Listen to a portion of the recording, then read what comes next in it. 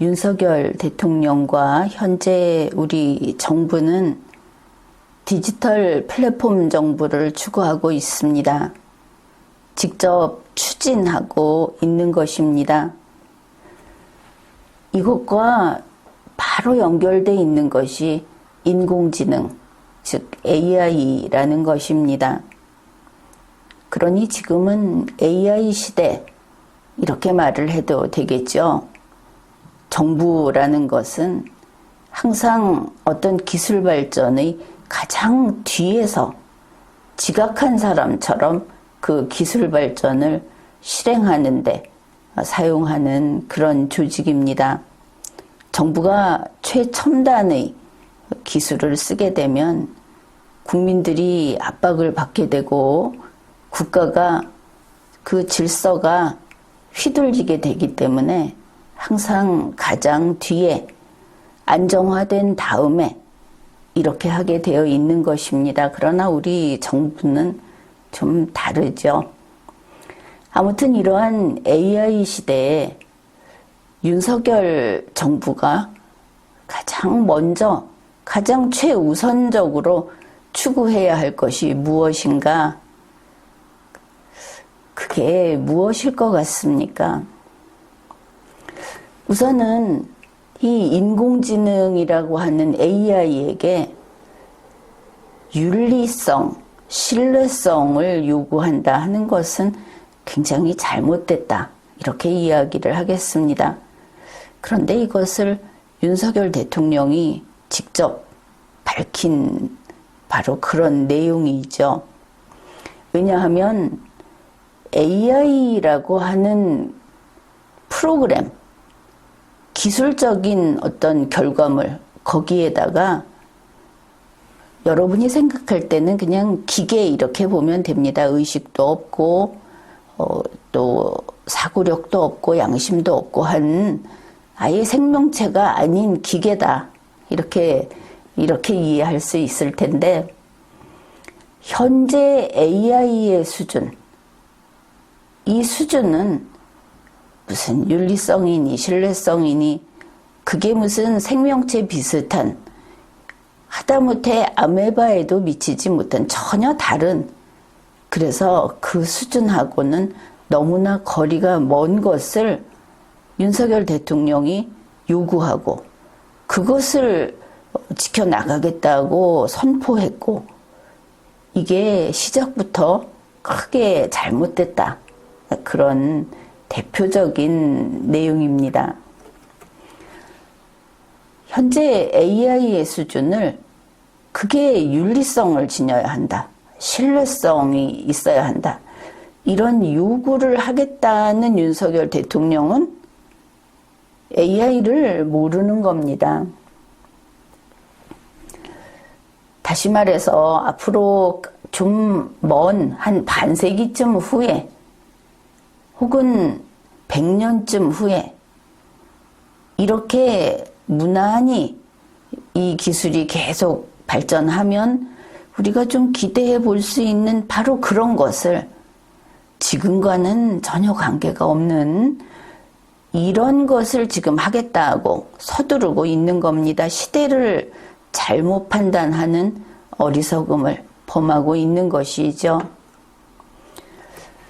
한마디로 말해서 지금 윤리, 모럴 이런 거는 기술에게는 있을 수가 없는 겁니다. 이 기술이라는 것은 AI라는 도구, AI라는 프로그램 이렇게 이야기할 수 있겠습니다. 그러면 윤리는 어디 있는가? 윤리는 우리 만물의 영장, 존엄한 인간 속에 있습니다. 사실 현 상태의 AI와 관련해서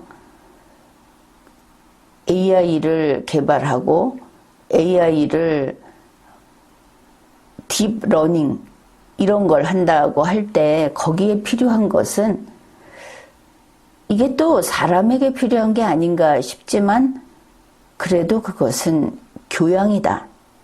이렇게 말을 할 수 있습니다. 그러니까 정부가 AI를 가지고 뭐를 하겠다 이러고 있지 않습니까? 디지털 플랫폼 정부. 모든 국민에게 접근성이 보장되는 이 AI 서비스, 이런 시대를 열어나가겠다고 한다면 바로 그 AI에게 교양이 필수적이다. 그런 겁니다. 만일 인공지능에게, 이 AI에게 교양이 없다면 어떤 부작용이 발생할까? 이거는 아주 쉽게 알 수 있습니다. 우선 AI는 모범생을 닮아야 합니다. 반듯한 언어를 구사하고, 그리고 논리적으로, 그렇게 그 자체가 논리회로를 돌리는 그런 프로그램 아닙니까? 삐뚤어지면 안 되는 겁니다. 반항하면 안 되는 겁니다. 원칙대로, 정해진 대로 그렇게 가는 게 AI인 겁니다. 그러니까 그렇게 반듯하게 아주 올바르게 해결책을, 모든 정보를 종합해서 거기에 사사로운 생각, 이게 누구에게 이롭다든지, 사람은 그런 생각을 좀 하죠. 그런 거 없이 그걸 종합해서 답을 제시해야 하는 겁니다.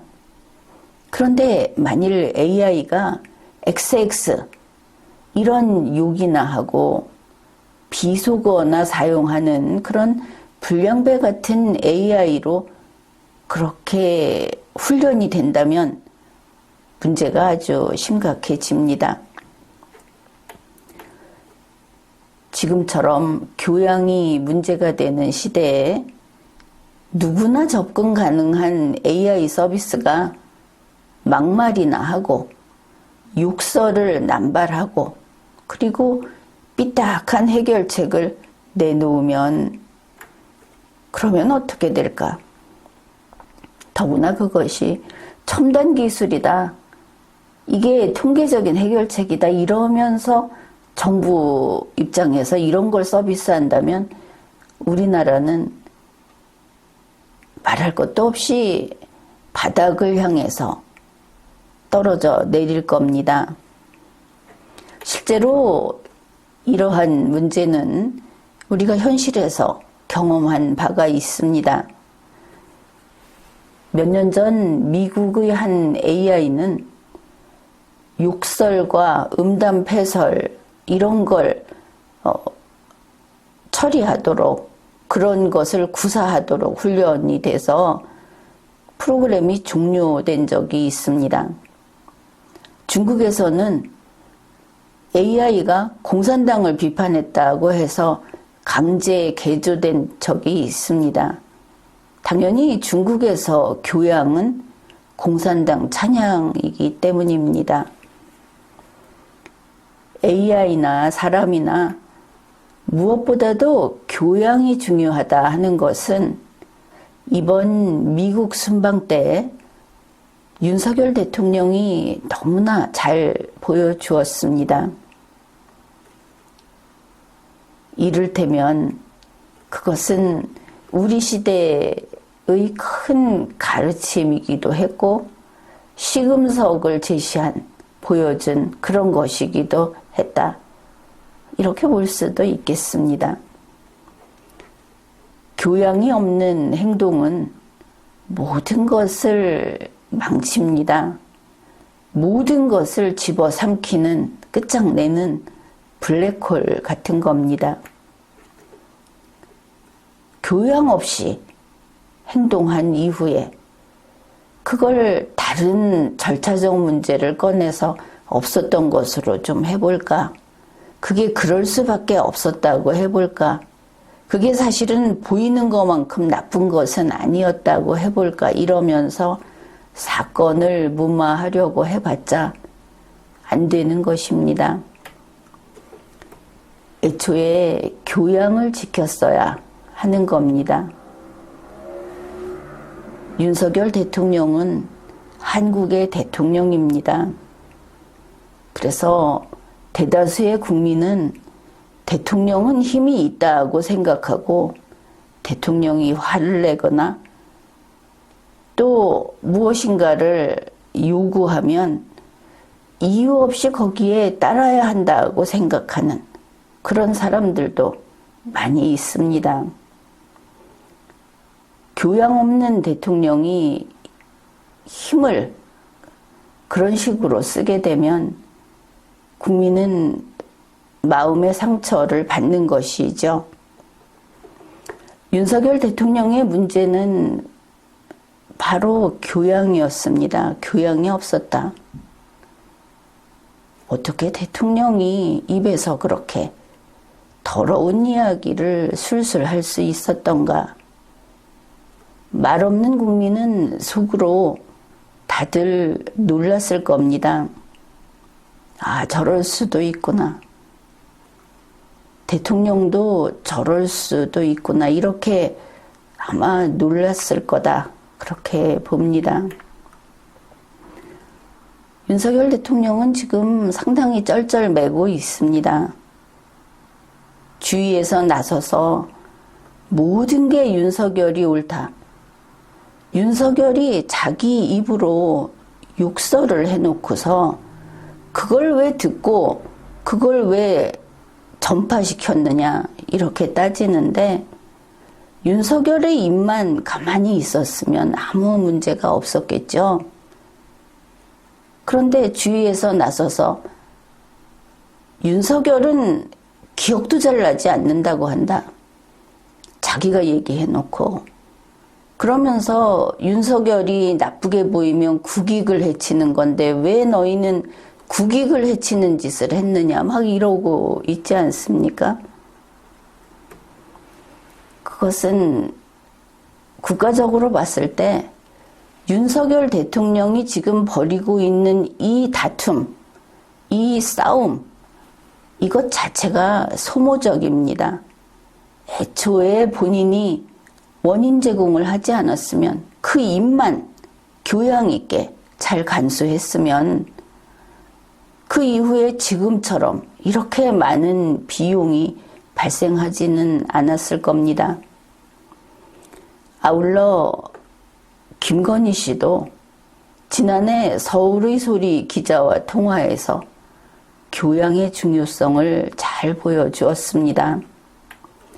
윤석열 대통령의 아내 김건희 씨가 2021년 7월부터 12월까지 서울의 소리 이명수 기자와 친분을 유지했죠. 전화통화로 못할 소리 없이 이야기를 한다 하는 것은 친밀한 관계에서나 가능하다. 그게 우리 상식이니까. 그렇게 하면서 50여 차례, 그게 뭐 7시간 분량이라고 하지 않습니까? 그동안 통화한 내용이 나왔는데 거기에는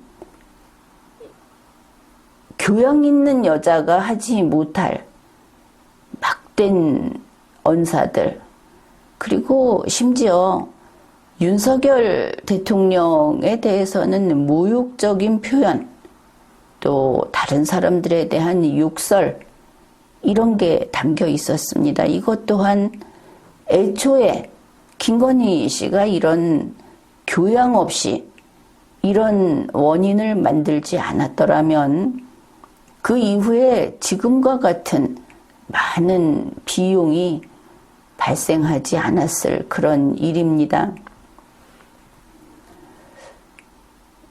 이 부분은 스스로 자신의 교양 없음으로 인해서 본인들이 괴롭고 또 그들을 비호하는 세력이 좀 있어서 그들을 불편하게 하는 사람들을 또 괴롭히고 이러고 있습니다. 교양이라고 하는 것은 AI에게 있어서 중요하고 사람에게 있어서 중요하고 그래서 이것은 누구에게나 무엇에게나 굉장히 중요한 라는 것을 알 수 있습니다. 우리 모두 교양을 쌓는데 한치 소홀함이 없어야 하겠습니다. 그까짓 거 남이 듣지 않으면, 아니면 뭐 그냥 한순간 기분 내키는 대로 이렇게 하면은 그게 지나가 버린 자신의 인생이 됩니다. 시간을 돌이킬 수 없기 때문에 그것을 바로잡을 기회는 영원히 오지 않는 겁니다. 이것은 공자, 맹자 이후 지금까지 변함이 없는 원칙입니다.